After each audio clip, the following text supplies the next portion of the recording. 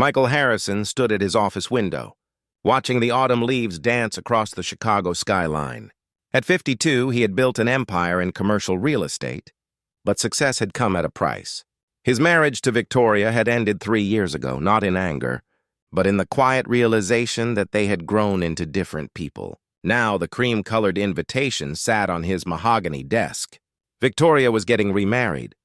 The engagement party would be held at the Grand Ballroom, the very place where they had celebrated their 20th wedding anniversary.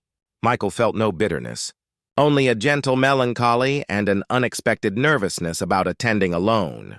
"You need a date," his assistant Margaret said matter-of-factly one morning.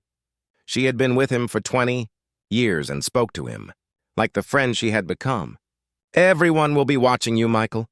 You know how these society events are." Michael sighed. Margaret was right. It wasn't about pride. It was about moving forward with grace. "I might know someone," Margaret continued, her eyes twinkling. "My neighbor's daughter, Grace Bennett.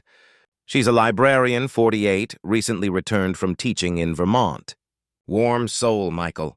The genuine kind." 2 weeks later, Michael found himself waiting at a quiet cafe on Oak Street. When Grace walked in, he noticed her gentle smile first. She wore a simple navy dress, her light brown hair swept back in soft waves. There was something immediately calming about her presence, like coming home after a long journey. "Michael?" she asked, extending her hand. Her handshake was firm but kind. "Grace, thank you for agreeing to this rather unusual arrangement." Michael pulled out her chair, an old habit his mother had instilled in him. Grace laughed softly. Margaret explained everything. "Your ex-wife is getting remarried and you need someone by your side. I think it's rather sweet that you care enough to make the evening comfortable for everyone." They talked for 2 hours. Grace spoke about her years teaching literature to high school students, about moving back to Chicago to care for her aging father, about the small joys she found in her library work. Michael shared stories about his late mother, his grown daughter studying medicine in Boston, the fishing trips he took to Wisconsin to clear his mind. "I think we can do this," Grace said finally, her gray-blue eyes reflecting understanding. "Just be ourselves. No pretense." The evening of the engagement party arrived with crisp November air. When Michael picked up Grace, he found himself momentarily speechless. She wore an elegant emerald green off-shoulder gown that brought out the warmth in her eyes. Her hair was styled in gentle waves, and she wore simple jewelry, a strand of pearls and teardrops earrings that caught the light. "You look beautiful," Michael said sincerely. "You clean up rather well yourself," Grace replied, noticing his navy blue tuxedo and bow tie. There was no nervousness between them, only a comfortable companionship that felt like it had existed for years. The grand ballroom glowed with candlelight and autumn florals. As they entered, Michael felt Grace's hand rest lightly on his arm. It was a small gesture, but it steadied him. Victoria spotted them almost immediately. She looked radiant in a champagne-colored dress, her fiancé, David, a distinguished lawyer, at her side.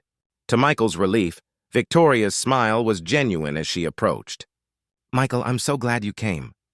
Victoria embraced him warmly, then turned to Grace. "And you must be—" "Grace," Margaret, "has told me wonderful things." The evening unfolded with surprising ease.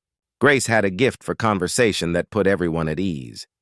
She listened intently to Victoria's aunt discussing her garden, shared book recommendations with David's sister, and made Michael's former business partners laugh with her gentle wit. But it was a quiet moment that changed everything. Michael found Grace standing alone on the terrace, gazing at the city lights. The music from inside drifted softly through the French doors. "Escaping?" he asked, joining her. "Just taking it all in," Grace said. "You handled tonight beautifully, Michael." "Victoria seems genuinely happy. That speaks well of both of you."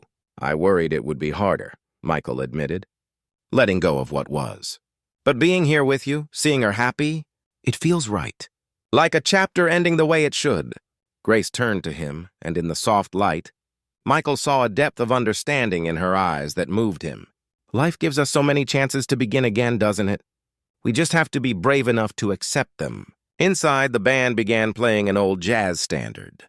Without thinking, Michael extended his hand. "Would you dance with me?"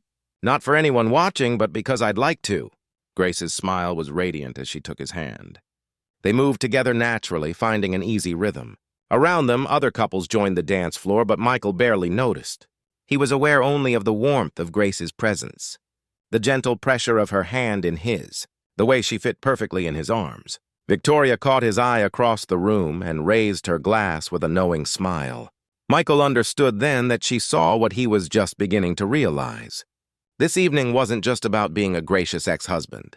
It was about discovering that kindness and genuine connection could lead to something unexpected and precious. As the song ended, Grace looked up at him. "Thank you for tonight, Michael. For trusting me to be here with you." "Thank you," he replied softly. "For reminding me what it feels like to truly connect with someone.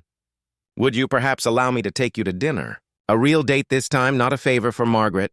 Grace's eyes sparkled with warmth. "I would like that very much."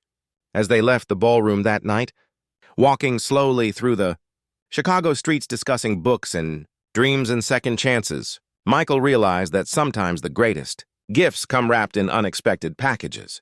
He had arrived at the party hoping merely to survive the evening with dignity. He was leaving with something far more valuable, the beginning of a genuine friendship that promised to bloom into something deeper.